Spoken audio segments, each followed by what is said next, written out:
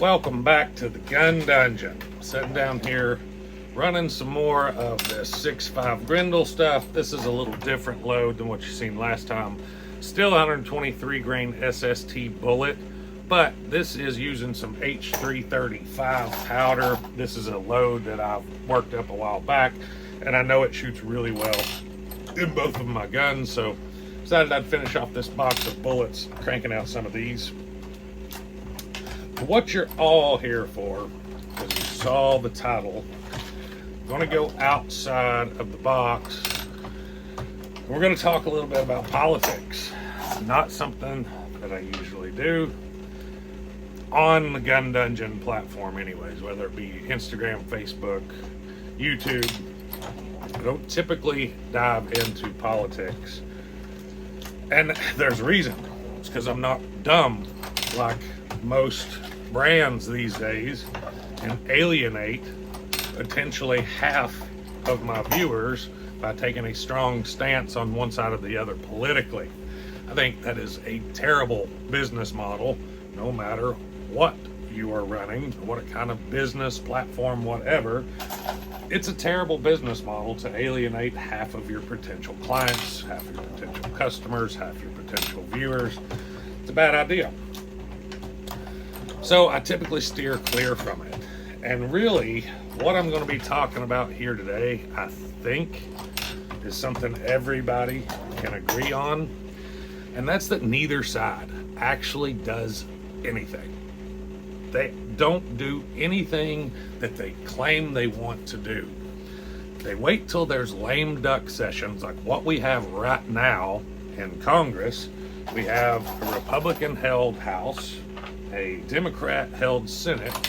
So what does that mean for them? That means they get to jump as high as they want to, shouting to the roofs about everything that they're going to do, propose all kinds of bills that are just completely either right-wing or left-wing, extreme conservative or extreme liberal, because they know if the House passes an extremely conservative bill, once it gets to the Senate, it's dead in the water. If the Senate passes an extremely liberal bill, once it hits the House, it is dead in the water. They each have a safety net right now, so that's why we're seeing all these grand proposals, this legislation that's just gonna change the world for us. It's not. That's when they do this. Whenever there is a supermajority, or Democrats have the House and the Senate, or Republicans have the House and the Senate, they don't do jack squat. From a Second Amendment standpoint, Donald Trump had the House and the Senate when he took office. I like a lot of the stuff that Trump did. I supported Trump because I liked a lot of his policies. But they didn't really get anything done for the Second Amendment community. Nothing. There was big talk of if y'all remember, the Hearing Protection Act, where we were going to make suppressors just common items. Didn't happen. Did not happen. And that's just the way that it goes.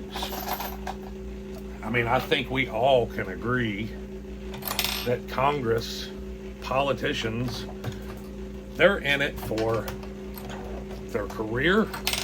They're in it for the lobbyists, the money. I think that would be, I'm going to make a couple proposals what I think would help our Congress. And 1, term limits. 2, age limits. 3, eliminate lobbying altogether. And yes, I know that would eliminate things such as the NRA, GOA, stuff like that. But guys, come on. Lobbying is nothing more than bribery. That's what it is by definition. The same as taxes are extortion by definition. Lobbying, paying politicians to vote certain ways, is bribery. That is bought, paid for politicians. We should eliminate lobbying altogether, in my opinion. Now, don't y'all start taking off, unsubscribing because I'm talking politics. I'm not talking one side should stop lobbying and the other one shouldn't. We all should.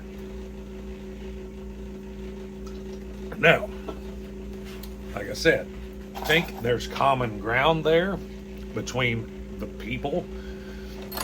You don't see a lot of the voice of common people these days.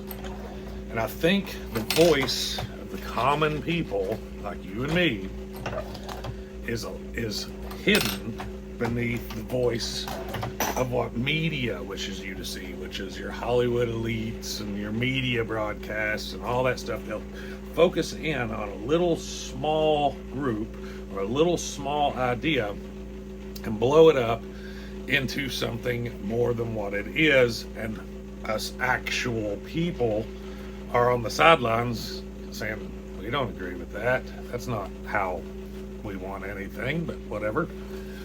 But anyways, I think social media is terrible for what we have in this country, and what we have in this country is extreme division politically, whether it be social issues, financial, economic issues, foreign issues, whatever it may be.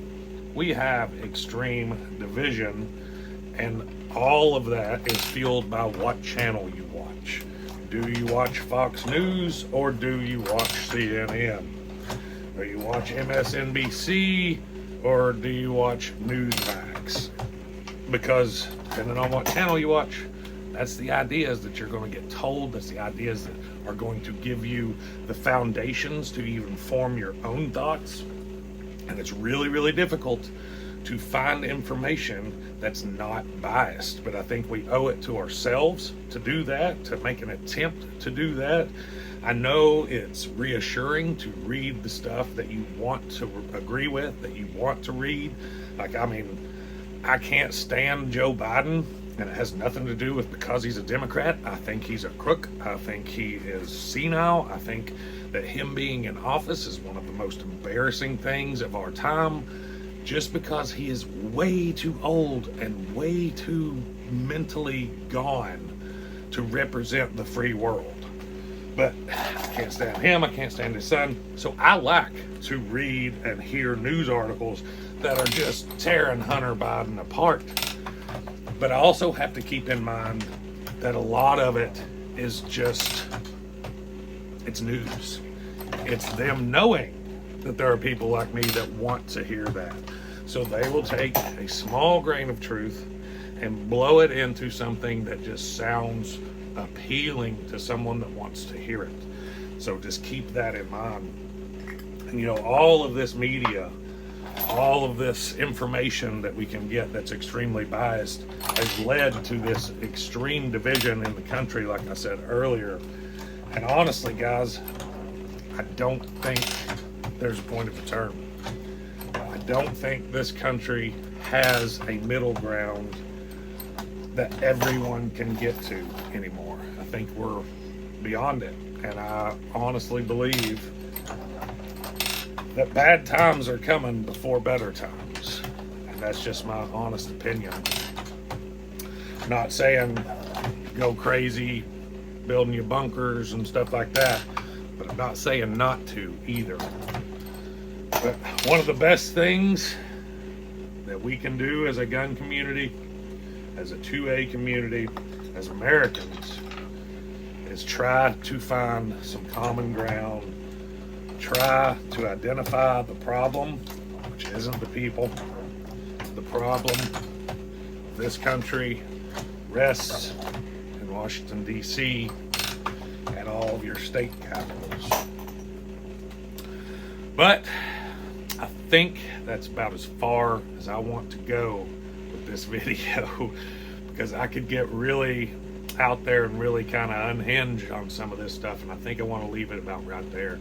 Let me know in the comments what you guys think, some of your ideas, and try not to beat up on me too bad for expressing my opinions here. But until next time, guys, stay tuned.